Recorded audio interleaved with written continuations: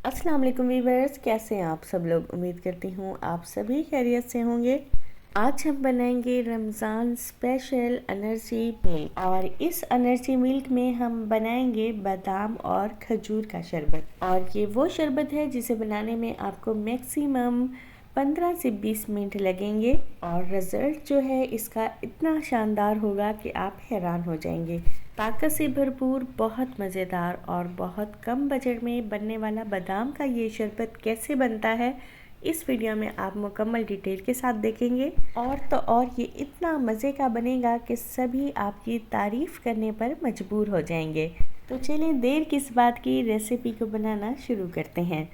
सबसे पहले यहाँ पर मैंने बादाम लिए हैं और बादाम को मैंने यहाँ पर पूरी रात को पानी में भिगो कर रख दिया था ताकि बादाम जो हैं बहुत अच्छी तरह से सॉफ्ट हो जाएं और इसका जो छिलका है बआसानी उतर जाए।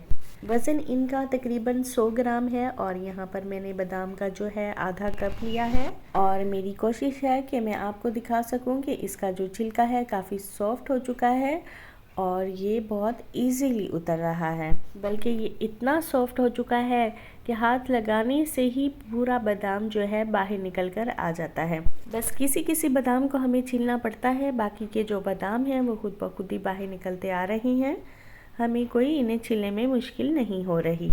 दूसरी चीज़ यहाँ पर मैंने ली है खजूर और खजूर के जो हैं यहाँ पर मैंने 8 से 10 दाने लिए हैं। खजूर जो है आप किसी भी तरह का ले सकते हैं, लेकिन एक चीज़ का ख्याल रखना है कि जो खुश्क वाली ड्राई खजूर होती है वो आप इस रेसिपी में इस्तेमाल नहीं करेंगे। जाहिर सी बात है जब हम इसका शरबत बना रहे हैं तो इसके लिए हमें नरम खजूर ही इस्तेमाल करनी होगी। एक एक करके हम खजूर को छुरी से कट लगाएंगे और सेंटर में से जो है इसकी गुठली निकाल लेंगे। सारी खजूर हमने इसी तरह से साफ़ कर लेनी है, यानी कि इसकी जो गुठलियाँ हैं वो हम अंदर से निकाल लेंगे।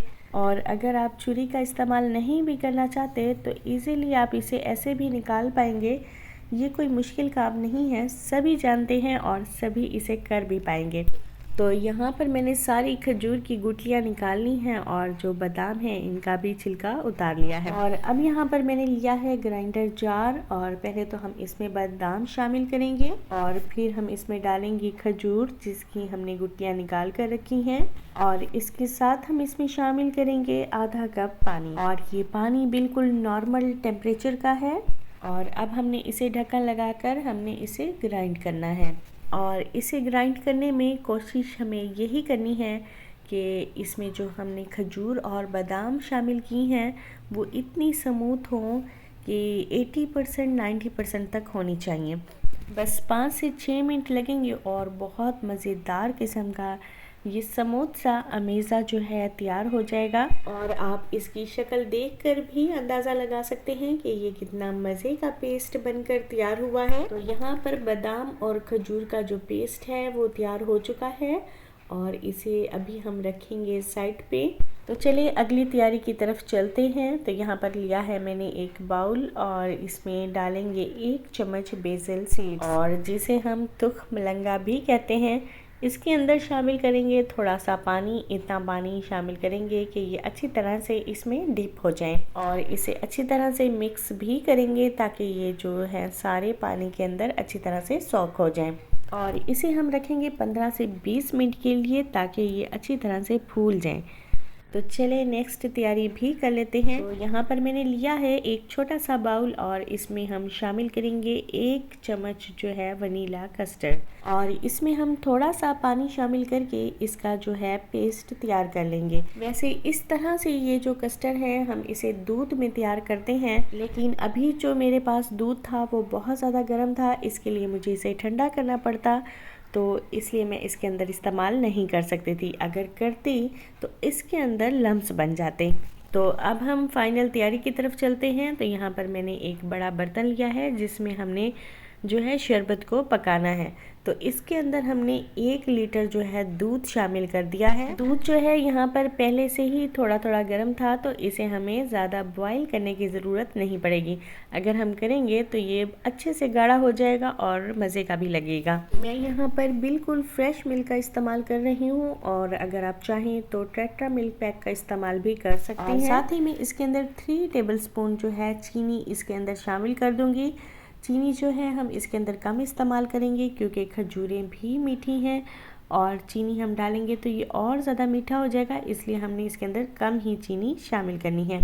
फ्लेम जो है हमने इस स्टेज पर लो रखनी है और फिर हम इसके अंदर शामिल करेंगे बादाम और खजूर का पेस्ट जो अभी हमने तैयार करके रखा हुआ था, और जो बर्तन को अमेज़ा लगा हुआ है इसे भी हमने खंगाल कर इसके अंदर जो है शामिल कर देना है। कोशिश यही होनी चाहिए हमारी कि जो भी चीज़ें हमने इस्तेमाल की हैं वो ज़ाया नहीं होनी चाहिए, और इस बात का भी ख्याल रखते रहना है कि जब हम इसके अंदर बादाम का अमीज़ा शामिल करें तो हमने चम्मच को कंटिन्यूसली हिलाते जाना है कि जो बादाम हमने इसमें ग्राइंड करके डाले हैं तो वो पकते हुए नीचे पैंते में लग भी सकते हैं, तो इसके लिए हमें चम्मच जो है कंटिन्यूसली हिलाते जाना होगा। और ये भी हो सकता है कि बादाम और दूध जो है नीचे लगना शुरू हो जाए, तो इस चीज़ को भी हमने अच्छी तरह से चेक करते रहना है, वरना शरबत में जो है जले हुए की स्मेल आना शुरू हो जाएगी। तो इस बात का आपने लाजमी ख्याल रखना है। और साथ ही मैंने जो कस्टर्ड वाला लिक्विड तैयार करके रखा हुआ था वो हम इसके अंदर शामिल कर देंगे। आप लोगों को पता ही होगा कि कस्टर्ड वाला पेस्ट शामिल करने के बाद हमने चम्मच को वैसे ही नहीं रोकना होता, क्योंकि अगर हम इसे रोक देंगे तो यहीं के यहीं ये मोटे मोटे से लम्स बन जाएंगे। तो ये काम हमने नहीं करना, क्योंकि हमें पका हुआ बिल्कुल स्मूथ सा शरबत चाहिए। तो इसके लिए हमें इसके सर पे ही खड़े हो जाना है और चम्मच को हिलाते ही चले जाना है।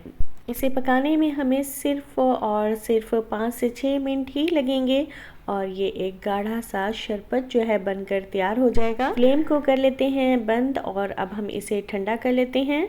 यहाँ पर आप इसकी लुक चेक करें, यहाँ पर ये ठंडा हो चुका है और ये देखने में बहुत मज़े का यमी लग रहा है। तो अभी मैं आपको इसे देखें चेक करवाती हूँ, आप चेक करें कि कितना गाढ़ा पेस्ट बनकर तैयार हुआ है। इस स्टेज पर आप इसमें बर्फ़ भी शामिल कर सकते हैं अगर आप इसे पतला करना चाहते हैं। अदरवाइज़ आप इसे फ्रिज में चिल ठंडा कर लें तो ये बहुत मज़े का लगेगा। और जो बेसिल सीड्स थी जो हमने पहले से तैयार करके रखी हुई थी वो अच्छी तरह से फूल कर गाढ़ी हो चुकी हैं, वो हमने इसके अंदर शामिल किया है और फिर हम इसे अच्छी तरह से मिक्स करेंगे। इतना मिक्स करेंगे कि इसका जो दाना है बिल्कुल अलग अलग से हो जाए। एंड में हम इसके ऊपर क्रश किए हुए बादाम और पिस्ते शामिल करेंगे। आपको जो जो नट्स पसंद हैं वो आप इसके अंदर डाल सकते हैं। आप चेक करें, ये अच्छा खासा गाढ़ा सा पेस्ट तैयार हुआ है और इसे हमने तकरीबन 2 घंटे के लिए फ्रिज में रखा था ताकि ये चिल ठंडा हो जाए। बादाम वाले दूध के अंदर पिस्ते और बादाम का फ्लेवर जो है बहुत मज़े का लगता है और मैंने तो सिर्फ इनके अंदर इन्हीं 2 चीज़ों का इस्तेमाल किया है। आपको जो चीज़ें पसंद हैं आप इसके अंदर डाल सकते हैं, और अगर नहीं भी शामिल करना चाहते तो ऑलरेडी हमने इसके अंदर बहुत सारे नट्स डाले हैं और ऐसी मज़ेदार चीज़ें इसके अंदर शामिल की हैं कि इसके साथ ही ये जो शरबत है बहुत मज़े का लगेगा और हमारा बहुत मज़ेदार, रिफ़्रेशिंग और हेल्दी किस्म का बादाम का शरबत बनकर तैयार है। बादाम का शरबत मुकम्मल तैयार है। दुआ में याद रखिएगा। अल्लाह हाफिज़।